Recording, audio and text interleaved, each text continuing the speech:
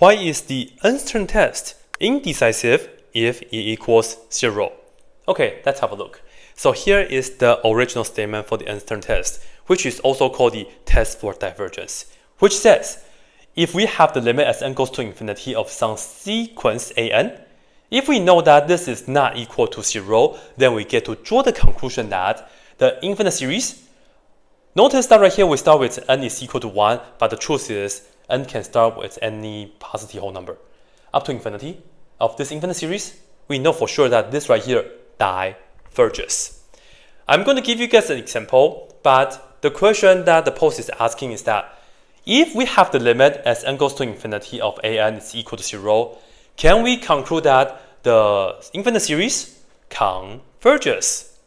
Well, in fact, right here, we cannot say. It's not guaranteed. But let's talk about why this is always true. This is just an idea behind the uncertain test. Here we go. Let's say we have a sequence an. Let me take n over 2n plus 1. Then we can see that the limit as n goes to infinity of an, which is just n over 2n plus 1. Well, n goes to infinity, the plus 1 doesn't matter. Just care about n and 2n, and we get 1/2. And as you can see, 1/2 is certainly not equal to 0. So based on this, we can conclude that our infinite series, and we'll put n over 2n plus 1, this right here diverges, and we can quote that it diverges by test for divergence. It works out very nicely. But why though? What's the idea behind this? The key right here is that if you expand this series, what does this mean? Well, you first start with 1, you plug into all the n's, so you get 1 over 2 times 1 plus 1, which is 3. So you get 1/3. And then you are going to add, when n is equal to 2, plug in 2 over 5. Okay, n is equal to 3, we get 3 over 7. Okay, you continue because we are going to infinity. So you keep on going on and on. However, because we have computed the limit as the nth term, we've seen that the limit is equal to 1/2. So the idea is that as you keep on going, in fact, you will be adding up a lot of 1/2s. I'm putting down quotation mark because they are not exactly 1/2. Have a look. 3 over 7 is not pretty close to 1/2. If this is not close enough, you can think about if n is equal to 10, you get 10 over 21. Now it's pretty close to 1/2, right? As n gets bigger and bigger, you will get the results right here, the nth term, closer and closer to 1/2. And the idea is that we are adding up infinitely many 1/2. And imagine when you add up infinitely that these numbers, which is very close to 1/2, you will for sure get infinity. So this right here, we can say it diverges, guaranteed it. Now, if it's the other way around, if the limit of an is equal to 0, can we for sure say this right here converges? In fact, no, cannot say. So I will cross this out. Can say. Can I say this right here diverges?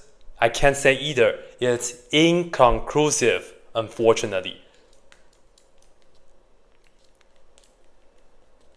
You cannot draw any conclusion if the limit of an is equal to 0.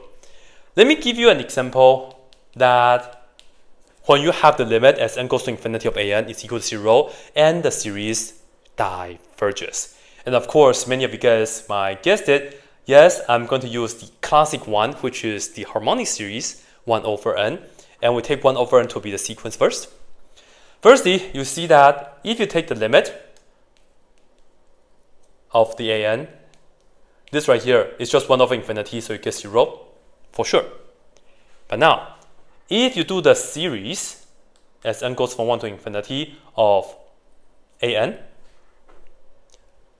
hey, right here, this is equal to 0. So doesn't this mean that you start with 1, we get 1, and then you add, plug in 2, you get 1/2, and then you plug in 3, you get 1/3, and then 1/4, 1/5, 1/6, 1/7, 1/8, and so on, so on, so on. And then just like what we said earlier, we computed the limit as n goes to infinity of 1 over n is equal to 0.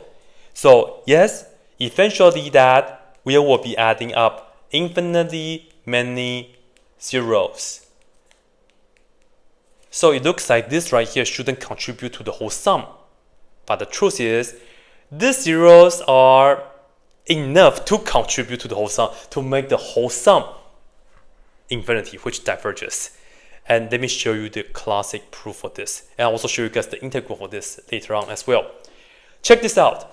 1 is 1, 1/2 is 1/2, and we'll keep them, no problem.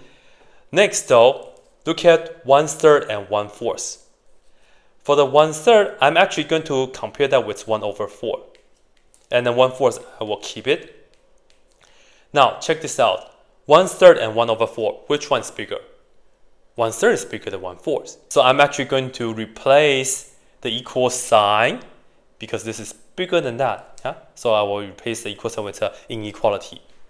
And then what we are going to do next is that look at the next power of 2, which is the 8. In fact, I will keep the 1 over 8. But for these right here, what I'm going to do is I'm actually going to replace them with 1 over 8. Notice 1 over 5 is bigger than 1 over 8. 1 over 6 is bigger than 1 over 8. So is 1 over 7, which is bigger than 1 over 8. So on, so on, so on. Now, I will be pretty much doing the same thing. You will be looking for the next power of 2, which is 1 over 2 to the 4th power, 1 over 16. And then all the terms from here to 1 over 16, you replace them with 1 over 16. And you can see that those numbers from before will be bigger than the numbers that we are about to write down. Just like these are bigger than these. So we have this inequality. Now, why did I mention this? Because, have a look. This is going to be equal because I'm just going to be doing addition. 1 is 1, no problem. 1/2 is 1/2, no problem. But these two together is what? 1 over 2. These 4 right here is what? 4 over 8, which once again is 1 over 2. And then if you just do what we said earlier, you add 1 over 2, 1 over 2, 1 over 2. So you will be ending up with getting a series right here that you will just be adding up infinitely many 1 over 2. We can conclude that this right here will give us infinity. And then if you go back to the original series, this we have shown that it's bigger than this, which is going to give us infinity. So we can conclude that this is bigger than infinity. This must also diverge to infinity. So we have an example. The limit as n goes to infinity of an is equal to 0, but the corresponding infinite series diverges. That's why when we have the limit as an goes to 0, we cannot draw any conclusion. Okay? In the next video, I will show you when we have the limit as n goes to infinity of an is equal to 0, we get both convergent and also divergent with integral test. So check out my next video. That's it for now.